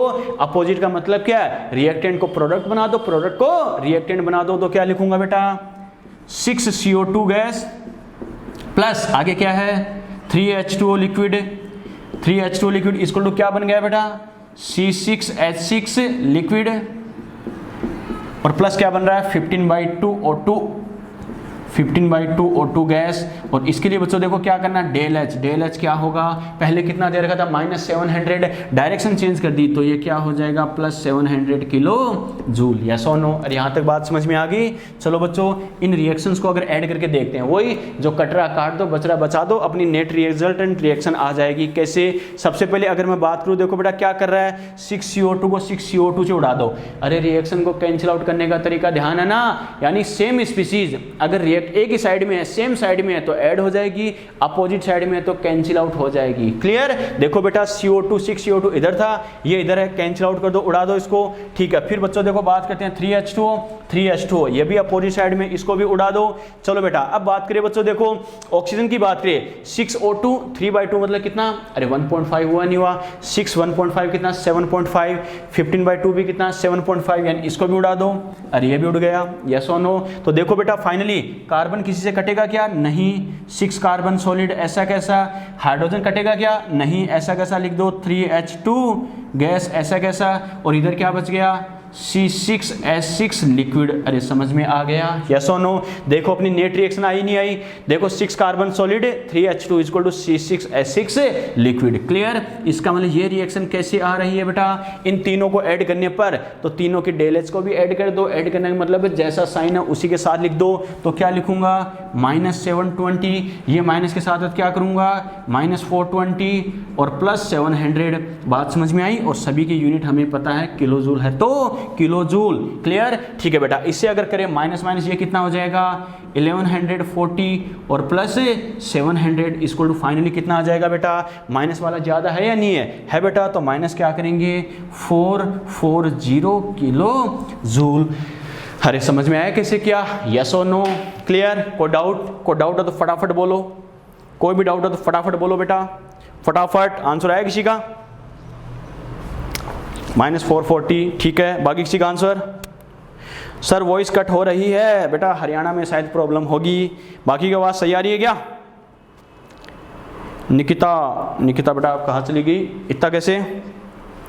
मनीषा, शाबाश।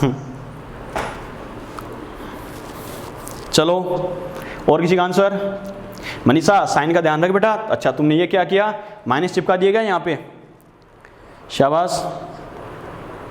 सर फिर से बताओ एक बार, बिल्कुल बेटा बता देंगे। बाकी और किसी का आंसर, रितु, मनीषा, ठीक है, पर मनीषा साइन के देख ध्यान रखना बेटा, साइन की वजह से गलती की है। चलो एक बार और बता देता हूँ, फिर नोट करना फटाफट, जल्दी समझना, इधर ध्यान दो बेटा, कैसे करना क्या करना, समझना इस बात को, कैसे करेंगे क्या करेंगे समझना। देखो बेटा सबसे पहले अपन को क्या दे रखा, अच्छे सुनना, जिसको आता नहीं आता सारे समझो इस बात को। बच्चों इस क्वेश्चन में लास्ट से लास्ट आपको कंडीशन क्या दे सकता है कंफ्यूज करने के लिए, आधे डाटा आपको फॉर्मेशन की टर्म में, आधे डाटा कंबसन की टर्म में, यानी आधे मान आपको निर्माण के पदों में, आधे आपको मान क्या दहन के पदों में दे देगा। क्लियर? लेकिन मैंने क्या कहा था, कंफ्यूज होने की जरूरत नहीं है, सभी फॉर्मेशन की टर्म में हो तो डेल एच क्या P-R वाले कॉन्सेप्ट से सीधा आंसर आ जाएगा। वहां पे आपको रिएक्शन लिख के एक पेज के सॉल्यूशन की टाइम पास की जरूरत नहीं है, सीधा फॉर्मूला लिखो, वैल्यू पुट करो, 2 स्टेप में आंसर। क्लियर? सीधे कंबसन की टर्म में है तो सीधा R-P करके वैल्यू पुट करो, सोल्व करो। क्लियर? लेकिन देखते समझ जाना, आधे डाटा मुझे फॉर्मेशन और आधे कंबसन में मतलब डायरेक्टली नहीं करना, वरना गलती कर जाओगे। क्लियर? फिर कैसे करना है, जो बोला गया उसकी वैसी रिएक्शन लिख दो बेटा। कैसे? हमें बोला गया है CO2 और H2O इनके फॉर्मेशन की हीट ये है, इसका मतलब इनके निर्माण की उष्मा ये है, तो फॉर्मेशन की रिएक्शन लिख दी। फॉर्मेशन कैसे करना है ध्यान है ना, CO2 कार्बन ऑक्सीजन से बनता है, H2O हाइड्रोजन ऑक्सीजन से बनता है। रिएक्शन एटम को बैलेंस कर दिया, रिएक्शन से पहले बाद में बराबर कर देना एटम को, चाहे मल्टीप्लाई डिवाइड तुम्हें कुछ भी करना पड़े। ठीक है? डेल एच दे रखा था, ये दे रखा था, ये लिख दिया, समझ में आ गया। फिर क्या दे रखा है, बेंजीन के हीट ऑफ कंबसन, दहन की उष्मा ये है, इसका मतलब कंबसन का मतलब भी क्या होता है, उसकी ऑक्सीजन से रिएक्शन करवाना, याद है ना। तो इसकी देखो ऑक्सीजन से रिएक्शन करवा के कंबसन की रिएक्शन लिख दी, और हमें पता है क्या बनेगा, CO2 H2O, एटम को बैलेंस कर दिया, डेल एच ये दे रखा। क्लियर? अब पूछा क्या है, बेंजीन के हीट ऑफ फॉर्मेशन पूछा है, तो बेंजीन के फॉर्मेशन की रिएक्शन लिखो, और बेंजीन का फॉर्मेशन हमें पता है कार्बन हाइड्रोजन से होगा, तो ये रिएक्शन लिख दी। इसके लिए डेल एच मुझे पूछा है, अब क्या करूंगा, ये मुझे देखो मेरे पास इसके लिए डेल एच मुझे पूछा इस रिएक्शन के लिए, तो इस रिएक्शन का फॉर्मेशन इन तीनों की हेल्प से करना है, जो ऊपर मुझे डाटा दे रखा है। कैसे बेटा, मुझे चाहिए 6 कार्बन, इसमें देखो है 1 कार्बन, तो इसको 6 से मल्टीप्लाई करके इस रिएक्शन को ऐसे लिख दिया, रिएक्शन को 6 से मल्टीप्लाई किया तो डेल एच भी 6 से मल्टीप्लाई हो गया, काम खत्म। फिर मुझे क्या चाहिए 3H2, इसमें 1H2 तो इसको मल्टीप्लाई करको, देखो 3 से मल्टीप्लाई करके पूरी रिएक्शन लिख दी, ये लिख दी, डेल एच भी 3 से मल्टीप्लाई हो गया। क्लियर? ठीक है, मुझे क्या चाहिए C6H6 1 चाहिए, 1 C6H6, लेकिन प्रोडक्ट साइड में इसने 1 C6H6 रिएक्टेंट साइड दे रखा है, यानी अपोजिट कर दो, अपोजिट करूंगा, रिएक्शन को अपोजिट कर दूंगा, 6CO2 3H2O equal to C6H6 15/2 O2 समझ में आ रहा है, क्लियर। इसका मतलब ये मेरे पास डेल एच पहले कितना दे रखा था, डायरेक्शन चेंज किया तो अपोजिट हो जाएगा। जैसे कुछ बच्चों ने, कुछ बावड़े बच्चों ने मनीषा जैसे गलती की है, ध्यान रखना, डायरेक्शन चेंज करो साइन बेटा अपोजिट। मैंने क्या कहा थर्मोडायनिक्स में, विद साइन विद यूनिट, यही गलतियां करवा देगा, ध्यान रखना। डायरेक्शन चेंज कर दी तो बेटा -700 नहीं है ये, +700 आ गया समझ में। इस सभी रिएक्शंस को ऐड करेंगे तो अपनी डिजायर्ड इच्छित अभिक्रिया, अरे आ रही नहीं आ रही, आ रही है बेटा, तो क्या करेंगे, इनके डेल एच को ऐड कर दो, जैसा साइन है उसी के साथ रिजल्ट क्या आ जाएगा, -440। समझ में आ गया, यस और नो, नोट करो फटाफट फटाफट। आपको डाउट? वेरी गुड, चलो फटाफट नोट करो।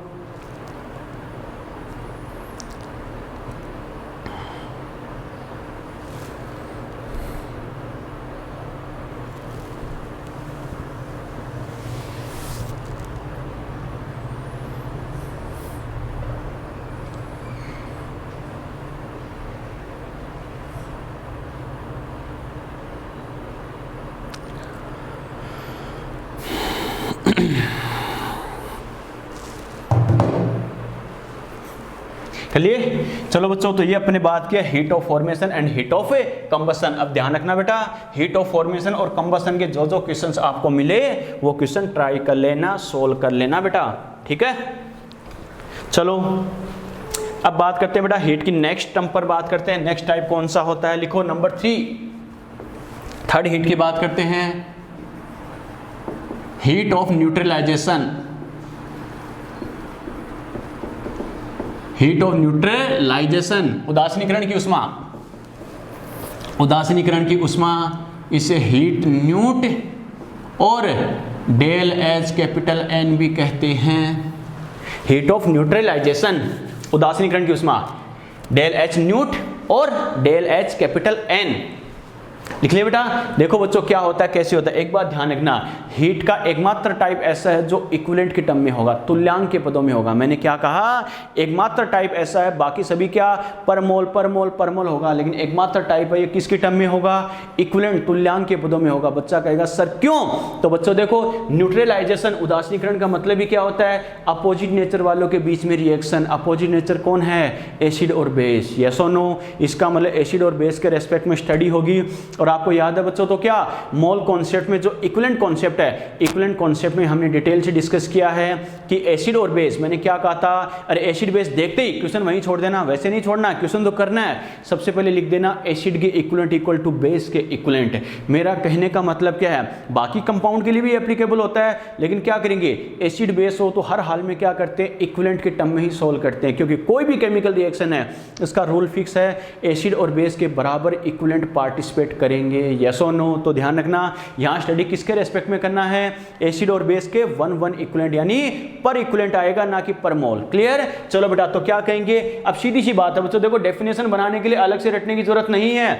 न्यूट्रलाइजेशन, उदासीनीकरण, एक दूसरे को न्यूट्रल कर देंगे, एक दूसरे की पावर खत्म कर देंगे, वो कब होंगे, जब आपस में फाइट करेंगे, अरे तभी तो न्यूट्रल हो जाएंगे, ठंडे पड़ जाएंगे। हमें पता है फाइट होने के लिए अपोजिट नेचर होना जरूरी है, इंडिया पाकिस्तान की तरह बेटा, यस और नो। इसका मतलब अपोजिट नेचर कौन, एसिड और बेस। इसका मतलब क्या करेंगे, एसिड बेस के रेस्पेक्ट में स्टडी करेंगे, और हमें पता है एसिड बेस में फाइट होगी, इंडिया पाकिस्तान वाली कंडीशन है, तो हीट का लॉस होगा। प्रोसेस कैसा, एक्सोथर्मिक, यानी हीट का एमिशन होगा, उत्सर्जन होगा, यस और नो।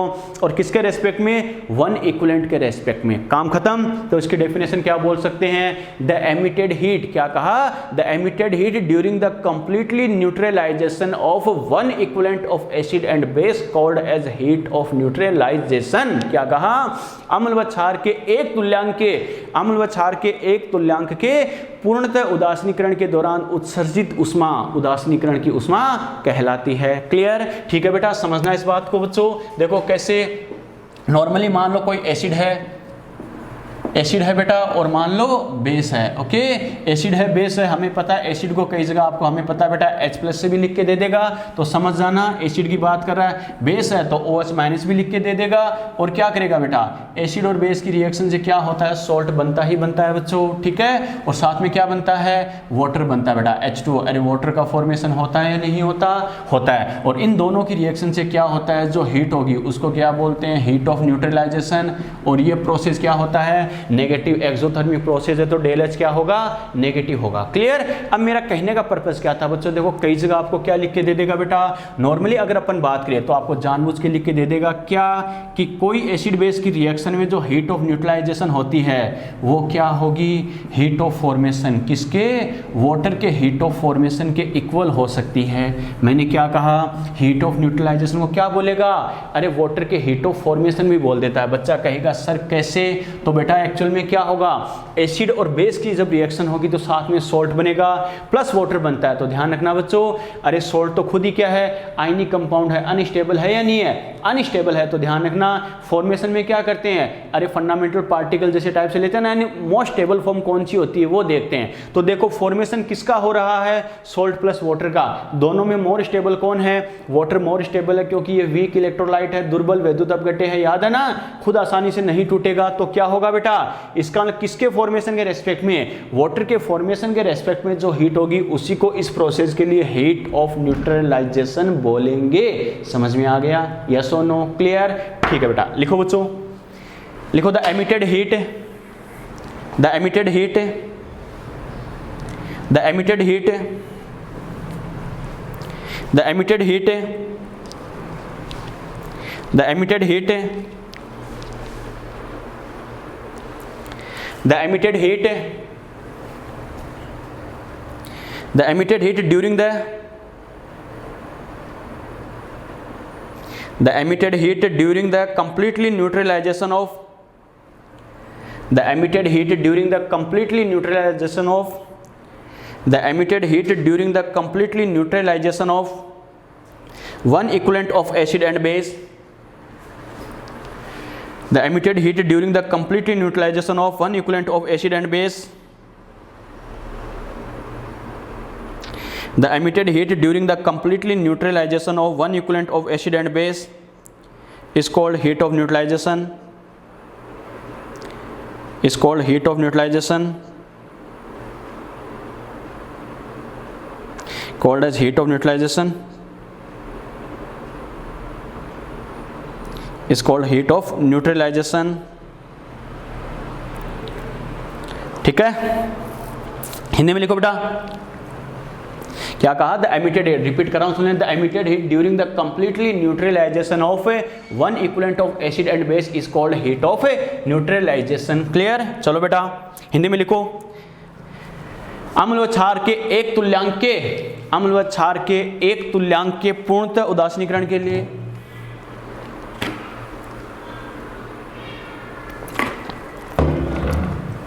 अम्ल व क्षार के एक तुल्यांक के पूर्णतः उदासीनीकरण के दौरान उत्सर्जित ऊष्मा, अम्ल व क्षार के एक तुल्यांक के पूर्णतः उदासीनीकरण के दौरान उत्सर्जित ऊष्मा,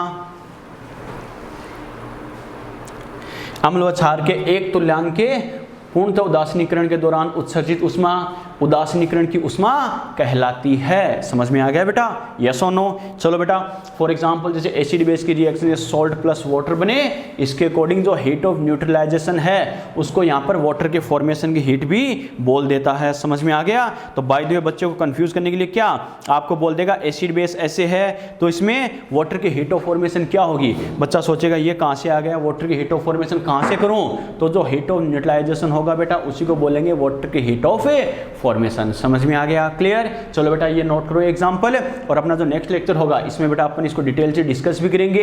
एसिड बेस तो आ गया, लेकिन हमें पता है एसिड बेस भी कई टाइप से हो सकते हैं बेटा, strong acid, strong base, strong acid, weak base, weak acid, strong base, weak acid और वीक बेस। अलग अलग कंडीशंस में हीट ऑफ न्यूट्रलाइजेशन की वैल्यू कैसे होती है और क्या होती है, कैसे इस पे हमें क्वेश्चन से पूछ सकता है, वो नेक्स्ट लेक्चर में अपन कंटिन्यू करेंगे। यहाँ तक हीट ऑफ फॉर्मेशन और हीट ऑफ कंबशन के जो न्यूमेरिकल्स आपसे हो सके वो कर लेना बेटा। बात समझ में आई, आगे इसको डिस्कस करते हैं नेक्स्ट लेक्चर में कंटिन्यू। Okay bye.